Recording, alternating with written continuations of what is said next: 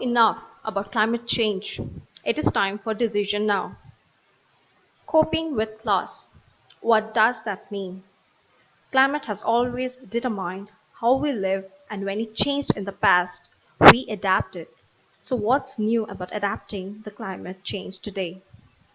Shouldn't we focus on other challenges like education, employment, and economic development? Sure enough, the climate has always been changing, but the recent change caused by emission of gases such as carbon dioxide, methane, that has increased greenhouse effect of the atmosphere has happened in a much shorter time frame, due to which the earth is warming. This change in our climate is already leading to significant impacts. Glaciers are melting faster, sea level is on the rise, and likely that droughts and the extreme weather like cyclones will become more frequent. These impacts destroy people's livelihoods and homes. They damage our infrastructure and disrupt communication, trade.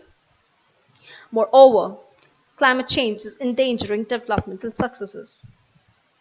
The poor, marginalized are often affected the most.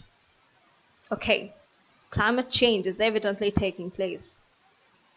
Whether it accelerates further depends on our lifestyle and the economic activities. So, is it all about reducing the carbon emissions?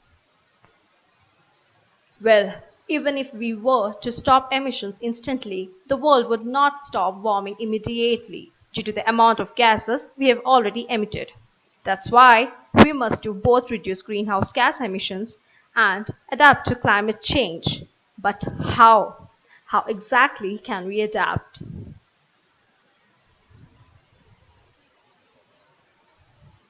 Climate projections will never be able to predict the future with absolute certainty, partly because the way in which the climate will change depends on our decisions in coming years. But do we really need certainty to make those decisions? No, we routinely make decisions based on experiences, facts, or insights available to us without knowing what the future wants. While we don't know everything about the future, climate change we know is enough to act. But what exactly do we need to do differently? Basically, we need to bear in mind both current and future impacts of climate change. Climate projections do not translate into concrete strategies, but they can serve as guardrails for planning. We should consider how developmental plans, policies, and projects might be affected by climate change, and to what extent. One possible consequences of climate change is precipitation pattern. Climate changes may lead to both droughts and extreme rain. Sometimes in same places, we should ask ourselves how to land use plan must be changed in order to remain flexible in reacting to future challenges. What about adaptation measures can help to minimize effects on the local economy, people's livelihoods as well. Coastal megacities worldwide are threatened by the adverse consequences of the sea level rise and the extreme weather events. But what does an urban planner need to consider in order to make these climate resilient? What are the most suitable options?